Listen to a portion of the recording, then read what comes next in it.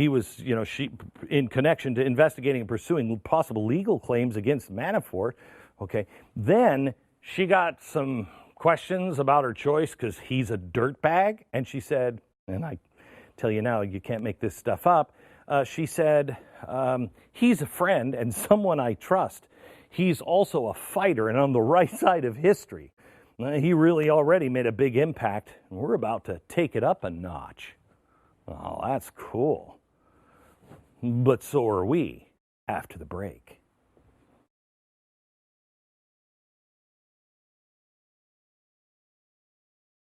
Now, here's my impression of Alexandria Chalupa on the day that Hillary Clinton lost the election. That's my impression of everyone who was supporting Hillary Clinton. They were in total denial and very, very sad about Trump's win. I get it. But all of Chalupa's efforts working with Ukraine to defeat Trump, she had to be doubly shocked by his win. Just a few weeks after the election, Chalupa had to get all that out of her system. So she wrote an article on Medium outlining Russia's motive for hacking the U.S. election. Because it can't be true. They had to hack it. She wrote, Russia's economy has also suffered due to its reliance on oil and the drop in oil prices. Trump's appointment of an ExxonMobil executive as Secretary of State shows an alignment of Russia and Trump administration interest that is kleptocratic. Whoa. Right? Now remember, conservatives are the crazy conspiracy nuts. But Chalupa's article is noted because within just a couple of days of posting it, she met with two men who were about to find the potential smoking gun that would prove her conspiracy. It was a 60-year-old South African-born Israeli man who goes by the name of Yanni Ariel. He found out that there was a set of documents that allegedly proved that Rex Tillerson paid the Trump organization $1.5 billion in June of 2016, so he could secure the Secretary of State position and rule the world with Vladimir Putin. So anyway, this Israeli guy, Ariel, he says, I've got some intelligence background. He was convinced the documents were real. Through an organization called Democrats Abroad, oh my gosh, this is the one that Chalupa was working for. He was put in touch with Alexandra Chalupa, the soccer mom. She was driving her kids. I gotta go. I've got to make peanut butter sandwiches and all these other things. So anyway, they were contacting her, this guy from Israel, and also another guy named Brett Kimberlin. Now, Brett Kimberlin is a former convict who spent 17 years in federal prison for drug conspiracy, impersonating a federal officer, and setting off a series of homemade bombs in Indiana in 1978. He's a great guy. One of those bombs severely injured a Vietnam veteran who had to have his leg amputated. 5 years later, the veteran committed suicide. But today, Kimberlin runs two nonprofits called Justice Through Music and Velvet Revolution.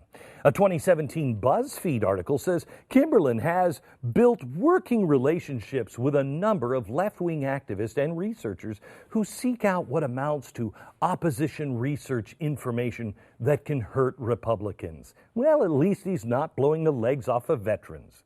In December 2016, Yanni Ariel traveled to Washington, D.C., and according to reporting by Chuck Ross at the Daily Caller, what do they know, right? Ariel had a meeting with Chalupa and Kimberlin to discuss Russian hacking of the U.S. election. Now, we don't know what else they discussed, though it does seem hard to imagine that Tillerson and the Tillerson documents didn't come up. I'm speculating here, but based on the article that Chalupa had just written, trying to link ExxonMobil, Tillerson, Trump, and Russia, it seems quite plausible that she would have been very interested in the documents that proved her theory. Kimberlin agreed to bankroll Ariel's mission and get those documents. He paid for 3 trips Ariel had made to Rome. On the 3rd trip, Ariel brought the documents, and he bought them from the guy who had them, of course, for $9,000. It was a supposed retired member of Italy's intelligence service. Once Ariel got the documents to the U.S., they showed up on the doorstep of the New York Times. We don't know how. Also the Washington Post, BuzzFeed. I mean, she had to pay $9,000, but then they just show up for free. Well, BuzzFeed published a story debunking the documents and proving that they were forged. Bet that's the last time Kimberlin gives $9,000 to a stranger and, gets on a plane in Italy. Now, why am I telling you this story? As an example of the insane straws the Democrats are still grasping at to get justice for the 2016 election. It also further illustrates that Alexandra Chalupa was desperate to take down Trump, even after her initial efforts in Ukraine with the DNC. Meeting a convicted domestic terrorist is pretty low, even for a Democratic operative like Chalupa. My apologies to Taco Bell. Democrats and the media are blasting conservatives and Republican politicians, saying that if there are just a few unanswered questions about the DNC-Ukraine collusion, it's not nearly as bad as the phone call. Russian election interference. That's what they're counting on. It goes all the way back up the chain to Putin, although they've spent millions of your tax dollars trying to prove that and haven't. But no one is making that comparison, and if they are, it's idiotic. Of course, Russia meddled in our election. They're going to do it in the next election. Is anybody looking into that? Of course it's bad. I've condemned Russia and Putin on this and my radio show for almost 2 decades now. And it's just because Chalupa apparently had an idea. She almost single-handedly busted Paul Manafort. It doesn't mean that Manafort wasn't dirty. I think he was totally dirty. And I said that from the beginning as well. The point is that it's all corrupt. It's not one way. It's not just some street like, I got to go down here, it's corruption, and it's only the Republicans. No. This corruption leads to the White House and the Democrats and the media. Alexandra Chalupa has a lot of splaining to do. I threw that in because that's what, Ricky used to say to Lucy. You got some splaining to do, and her name is Chalupa. Isn't that Cuban?